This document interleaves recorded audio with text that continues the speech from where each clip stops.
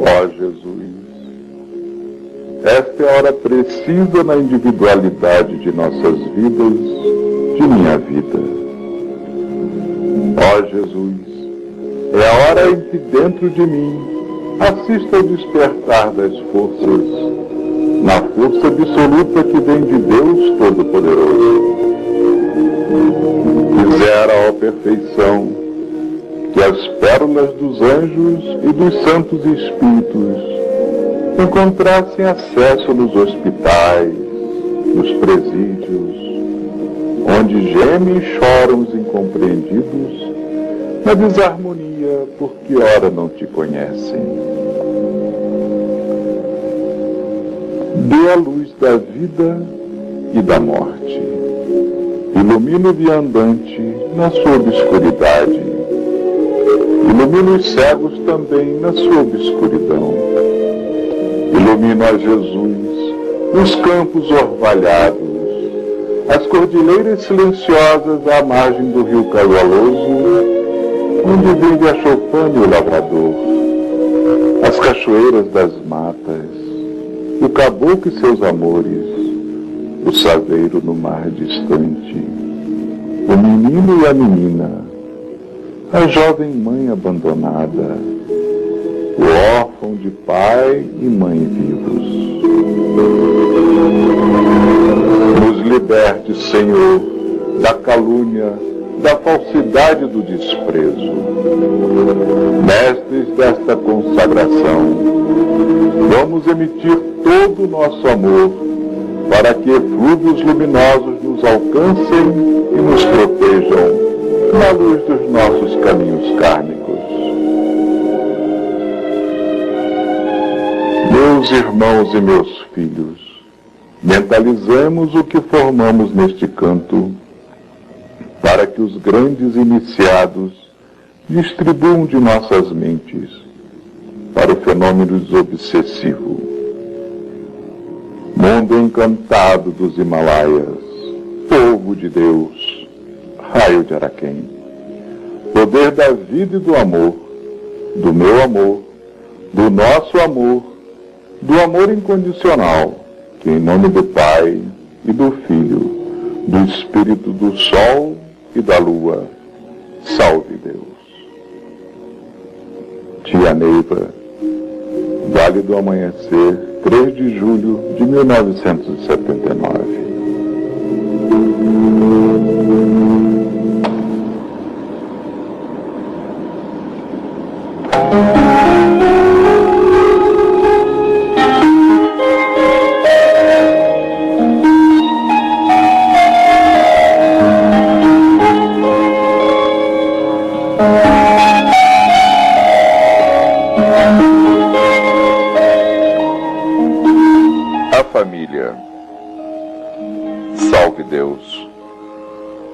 Os conflitos de cada um de nós ocorrem em 3 campos bem distintos. O primeiro e mais sério é o que ocorre no interior de cada um, consigo mesmo, na descoberta do eu, na superação dos obstáculos para a marcha para dentro de si mesmo. O segundo e o mais comum é o conflito com os familiares que nos cercam, e o terceiro é com o restante de nosso mundo.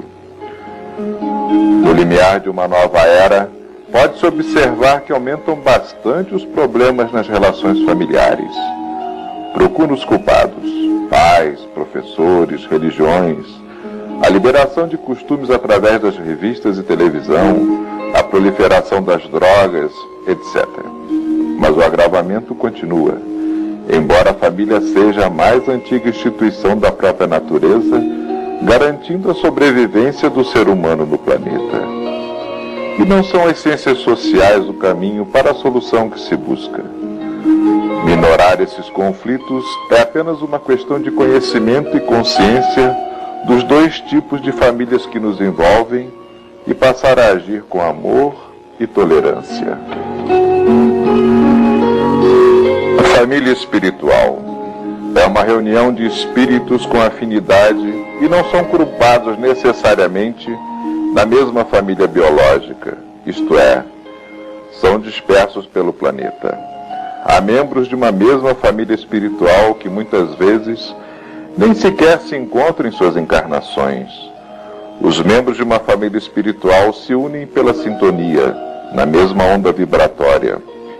E quando também estão ligados através de um grupo familiar biológico, são muito unidos. E essa união persiste mesmo após o desencarne, formando as grandes famílias do plano espiritual. Normalmente, nessa fase de transição, é comum a existência de alguns membros de uma família espiritual ligados pelos laços de uma família biológica, porque a união desses espíritos cria um núcleo que age com mais força sobre os outros membros. A família kármica, ou família biológica, é o núcleo básico da escolaridade do planeta e nenhum espírito pode fugir de suas lições. As dores que essa união representa, a começar pelo parto e passando por ingratidões, traições, conflitos e até mesmo em crimes terríveis, são as maiores fontes de reajustes e de oportunidades evolutivas dos espíritos no caminho terreno, unidos por fatores transcendentais resultantes de encarnações anteriores. Nesse caso, os espíritos se juntaram com o propósito de se evoluírem uns à custa dos outros, cobrando ou pagando dívidas de encarnações passadas. Com o resgate das dívidas, a união se desfaz. E na marcha evolutiva, o processo é permanente. Um membro de uma família se junta ao de outra e formam sua própria família, que irá congregar novos grupos espirituais, afins ou não. Por isso, os laços de sangue não garantem afinidade, sintonia ou amor. Um pai e seu filho podem ser inimigos sanguinários. Não são raros casos de filhos que deixam seus pais no isolamento ou na miséria. Irmãos que não se suportam. Tudo fruto do reajuste. Assim, o problema familiar deve ser olhado de modo abrangente, sem julgamento das ações cometidas.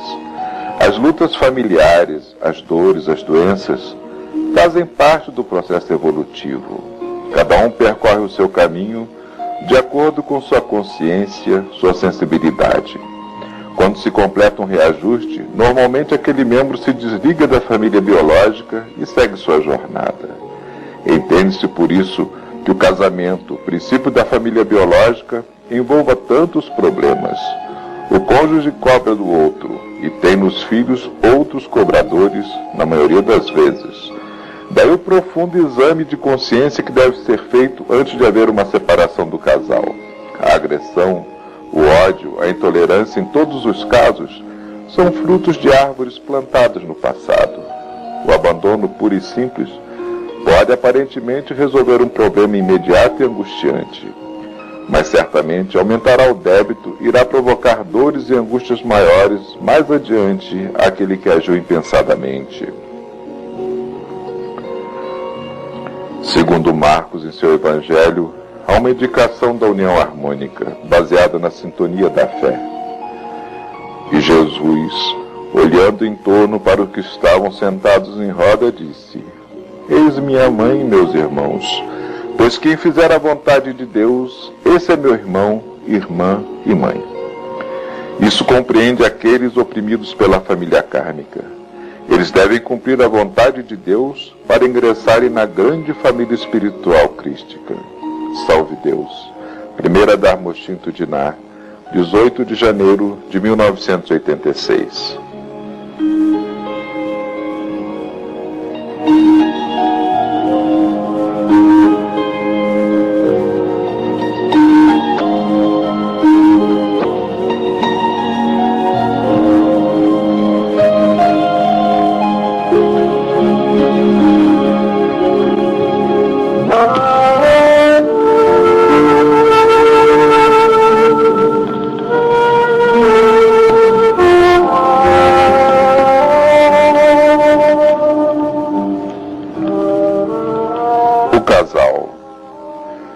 Salve Deus.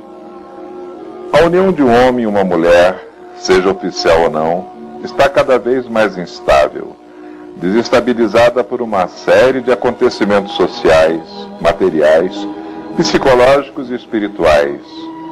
Os fatores de ordem material e psicológica são muitos e, normalmente, acabam, em sua maioria, por atingir o aspecto espiritual da ligação, determinando graves desastres, propiciando a perda da oportunidade que aquele espírito teve ao reencarnar e gerando novos compromissos, resultados da lei de causa e efeito.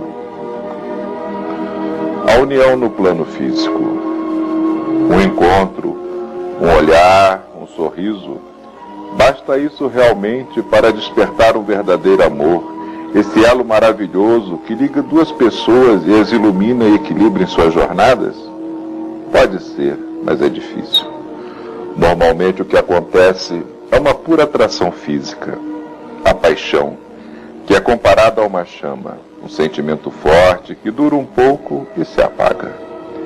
Outro fator de ligação no campo físico é o interesse material, ou seja, um homem ou uma mulher de boa posição social passa a ser desejado por uma pessoa pelas condições de luxo e conforto que lhe pode proporcionar.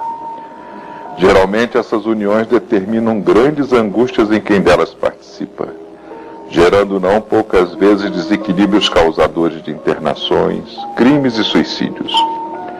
Esses tipos de união, provocados por interesses, por simples atração física, social, material ou vaidade, podem ser desfeitos a qualquer tempo, mesmo que seus participantes tenham recebido uma bênção religiosa. Essa união não foi consumada no plano espiritual, o que significa que não foi feita por Deus. A espiritualidade não compactua nem concorda com tais ações. Surge então sempre uma dúvida: e o sexo? São tantas ideias e preconceitos que rondam esse assunto que até o momento a maior parte das pessoas não tem uma noção exata do que significa. Será que o sexo só existe no plano físico? Em carta datada de 26 de junho de 1975, nossa mãe clarividente nos revela: nos mundos espirituais ou na vida fora da matéria, a vida se compõe de negativo e positivo, isto é, homem e mulher. No desencarne ou no reencarne, o espírito do homem continua homem e o de mulher continua mulher. Apesar da afirmação de alguns iniciados de que o espírito não tem sexo, os meus olhos de clarividente veem o contrário. Os espíritos vivem em suas dimensões e se amam com a ternura dos anjos. O homem ou mulher equilibrado é aquele que sabe manipular todo o potencial de energia que tem acesso. E o sexo é fantástica manipulação de energia, quando executado com amor e entrega total. Se instrumento de vaidade, egoísmo ou vingança, é apenas uma forma de profunda agressão e, nesse caso, seu efeito é inteiramente contrário. O sexo sem amor é apenas uma função física que carrega consigo uma série de desilusões e desencontros. A união no plano espiritual. Como pode ser visto no que se falou anteriormente sobre a família, existe um plano pré-estabelecido para aqueles que vão formar uma família. Como a família é o núcleo da sociedade, o casal é o núcleo da família, e as uniões se fazem de 3 modos. Primeiro, por reajuste. São os casos mais difíceis de uma união, porquanto o casal veio para se reajustar um com o outro, criando situações e momentos de dura provação, que devem ser superados com tolerância e, se possível, com amor. Nesses casos, não raros filhos são instrumentos para ajudar, verdadeiros missionários que irão colaborar para o resgate do casal. Segundo, almas afins. São as uniões com base no amor consciente, geralmente com pequenos reajustes, mas que levam o casal a manter um lar equilibrado, apto a ajudar os familiares em suas jornadas. São normalmente duradouras e, mesmo quando desfeitas, não provocam grandes desastres, pois ambos entendem que foi chegada a hora da separação e cada um segue sua jornada sem ódios ou rancores. Terceiro, almas gêmeas. São as uniões transcendentais, difíceis de acontecer, pois raramente em nossos planos as duas almas estão no mesmo grau de evolução. Na teoria de que os espíritos são partículas divinas, partes de Deus individualizadas, com livre-arbítrio e características próprias, surge a explicação de que, para melhor aproveitamento de sua permanência na Terra, onde tudo tem dois polos, positivo e negativo, cada espírito dividiu-se em dois, tomando cada divisão suas próprias características, tendo seu livre-arbítrio, formando uma o espírito masculino e outra um espírito feminino. E por terem suas próprias características e livre-arbítrio, seguem por caminhos muitas vezes diferentes, subindo ou descendo a escala evolutiva, porém mantendo sempre a ligação da origem. Por isso, mesmo as almas gêmeas distantes na escala evolutiva estão ligadas. É o que nos conta nossa mãe clarividente na carta em que nos revelou o mundo das Naiades, plano onde as almas gêmeas se encontram ou aguardam aquela sua metade que está em evolução.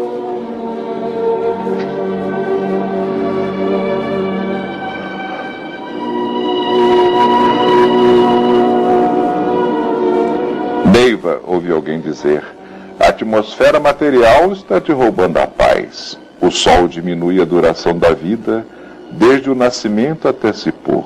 O tempo é chamado presente, passado e futuro.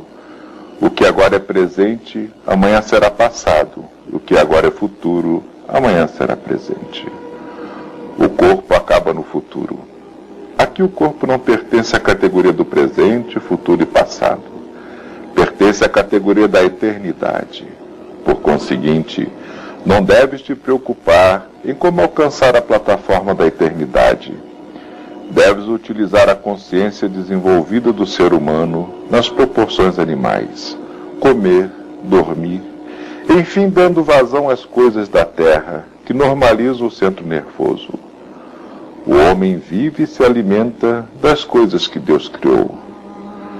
E respondendo a uma pergunta que pairava no meu pensamento, respondeu: o sexo é uma decorrência da criação da natureza dos homens.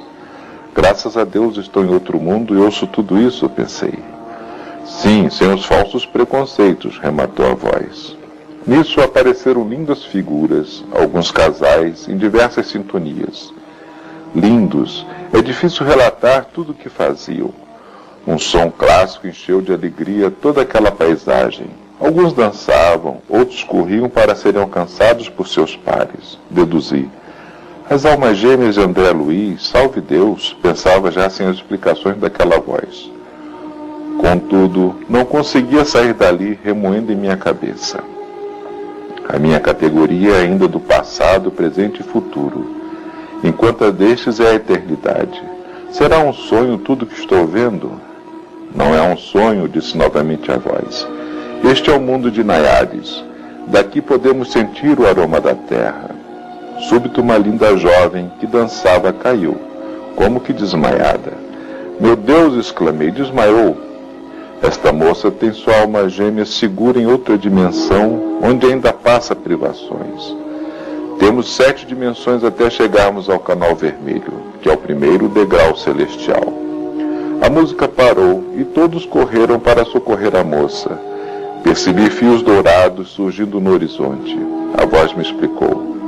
O Felizardo do outro lado se libertou e irá para outra dimensão, dando sempre continuidade à evolução. Não, Neiva, a vida aqui não para. Aqui o mundo vive a sua própria revolução. Quaisquer que sejam os tipos de encarnação que ambos estejam vivendo, sempre sentem imensa saudade um do outro e a sensação de estarem completos. E não raro, duas almas gêmeas se encontram numa mesma encarnação em posições difíceis, pois estão ligadas a outros espíritos, e o amor, o sentimento que as une é tão elevado que conseguem superar a grande atração entre si para não falhar na missão que pediram a Deus. Esperam com amor e equilíbrio até que chegue o momento de sua união. Sabem que não podem construir a felicidade sobre a infelicidade dos outros. Possui a grande consciência da união em Deus.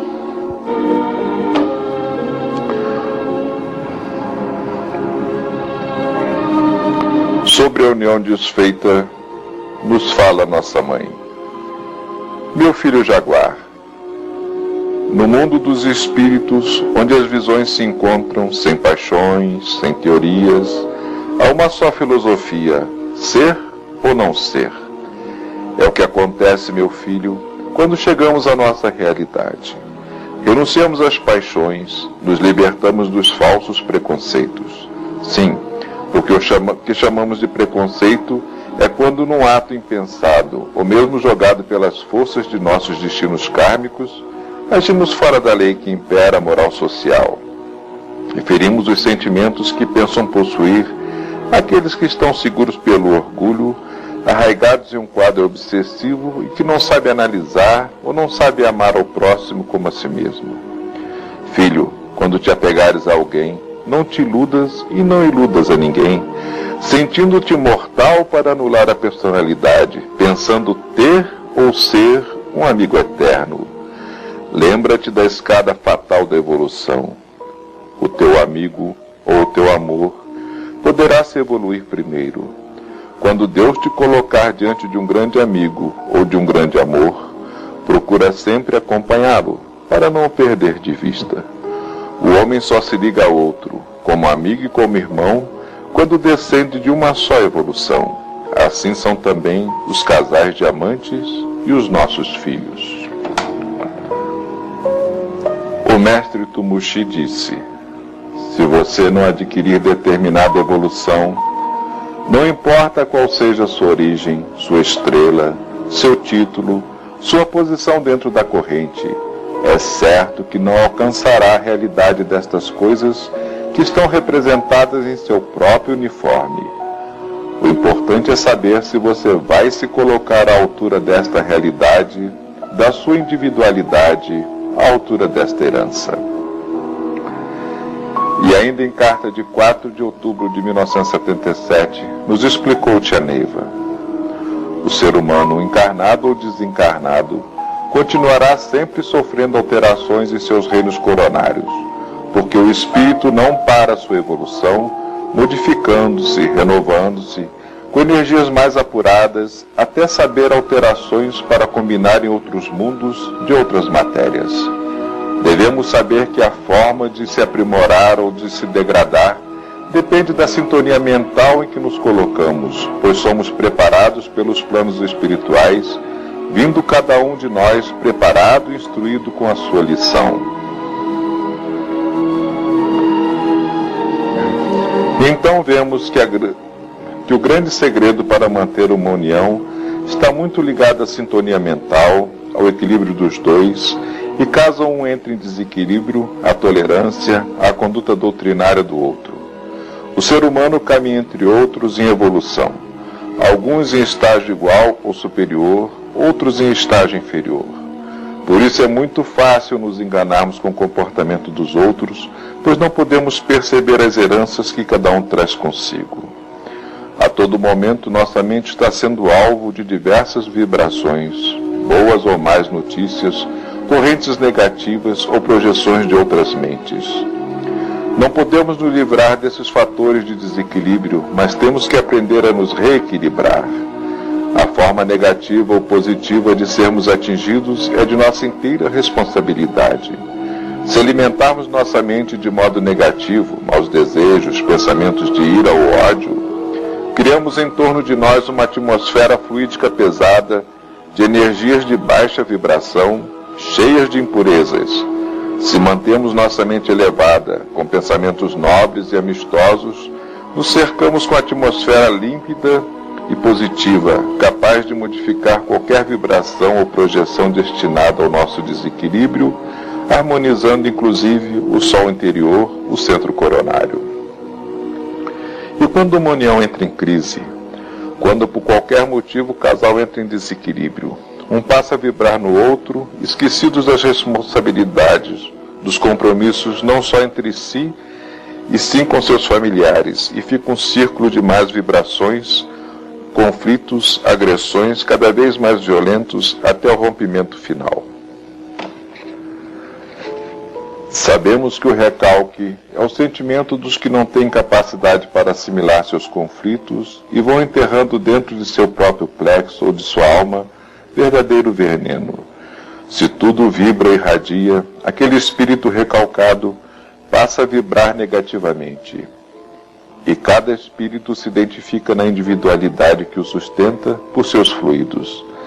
Assim o recalcado passa a desequilibrar seu lar, sua família, seu trabalho, enfim, onde estiver. Esta vida é luta, e um casal tem que estar preparado para enfrentá-la. O casal feliz desperta o ciúme e a inveja dos outros. O casal desequilibrado tem seu desequilíbrio aumentado pelo sentimento dos outros. Por isso é preciso ter muita consciência do intenso campo vibracional em que vive um casal. Sobre isso nos disse Cotéis 108. Nossa vida é uma grande jornada, onde as dificuldades constantemente nos abalam. Filho, continue a lutar, porque só cai aquele que não está seguro de si mesmo. Continue a lutar, certo de que só são derrotados os que acreditam na derrota. Conserva a tua liberdade, respeitando a liberdade dos outros, e não te esqueças de que és teu maior valor, tua maior fortuna. Se estiveres preso a pensamentos negativos, de nada te valerá toda a riqueza do mundo, nem toda a felicidade possível. Tens uma missão a cumprir. Explique ao mundo o caminho que o homem deverá tomar, mesmo ao mais íntimo ser que Deus te confiou, principalmente se ele vive sob teu teto, junto a ti. Sejas confiante, emane a tua força doutrinária, para que seja completa a tua doutrina. Não sigas deixando alguém a sussurrar outra melodia junto a ti. Não te esqueças de que tua doutrina é uma força poderosa, que uma vez desenvolvida essa faculdade, terás condições de modificar a tua natureza, vencer todos os obstáculos, dominar a matéria e até mesmo vencer a morte. Procura confortar os infelizes, os incompreendidos, mesmo que estejam contra ti. Sejas prático e não te afaste das metas racionais, nem queira obter resultados de teu trabalho e caridade. Procura prolongar tua existência, aproveitando o melhor possível tuas oportunidades, sempre em fins respeitáveis, e não te esqueças de que não há condenações para o pecador, e sim, uma reparação de seus erros. Todos os que se prendem pelo pensamento, se prendem pela vida. Convém, por isso, insistir contra a violência de nossas mentes. A ciência social de hoje nos ensina o desenvolvimento, quando deviam antes ensinar o homem a se libertar de seus pensamentos. Uma mente livre, um homem livre de pensamentos. Por tudo isso aprendemos que a união desfeita é, em maioria dos casos, responsabilidade dos dois. Mas há de pesar sobre aquele que não soube reequilibrar tal união, que não soube ser tolerante nem compreensivo para com outro, que estava muitas vezes sucumbindo às vibrações e projeções de ódio e inveja. É preciso cuidar do relacionamento do casal. O amor é como uma flor sensível que deve ser cuidada com carinho, afeto e compreensão. Almas em reajuste, almas afins ou almas gêmeas. Quem poderá afirmar o que são? Somente o tempo, somente a consciência. O casal deve entender que o maior compromisso é o que os uniu. Está acima dos outros, pois juntos farão uma jornada até o acerto final de seu tempo. Está errado aquele que pensa que uma vez nascido o filho, com este será seu maior compromisso. Não, pois o filho terá sua jornada, seu karma, e um dia deixará seus pais e irá cuidar de sua própria vida. Quantas mulheres deixam seus companheiros solitários para se dedicarem somente aos filhos? E é quando o homem se sente na solidão e está carente de afeto que começa a se desfazer aquela união. É nos momentos difíceis, quando o desequilíbrio afeta o casal, que nossos cobradores, encarnados e desencarnados, encontram sua oportunidade para agir. E aqueles que se imaginam caminhando sobre espinhos, veem surgir caminhos floridos, atraentes, mas que na verdade escondem profundos abismos. São nestas horas difíceis que estamos sob o nosso próprio jugo. Prevalece o que queremos fazer, o nosso livre-arbítrio. Nem os mentores podem nos dizer o que fazer, que caminho tomar. Para isso existe nossa consciência, nossa sabedoria, nossa doutrina. Sabemos as obrigações para com aqueles que nos foram confiados. Sabemos que muitas palavras e atos foram frutos de desequilíbrio e não nasceram do coração. Sabemos o preço a pagar pela desilusão que causarmos. Se apesar de todo um profundo exame de consciência, chegarmos à conclusão de que vale a pena mudar nosso caminho, então temos que aguentar as consequências. Nas palavras de nossa mãe estão muitos exemplos de tais ações. Há casos em que o homem ou a mulher provocam tantos desastres ao seu redor, pela responsabilidade de seus atos, comprometendo o equilíbrio dos que o cercam, que é leiloado no plano espiritual. Quanto mais elevado estiver o mestre ou a ninfa, mais conhecimento possui da doutrina, das leis, e, portanto, maior sua responsabilidade.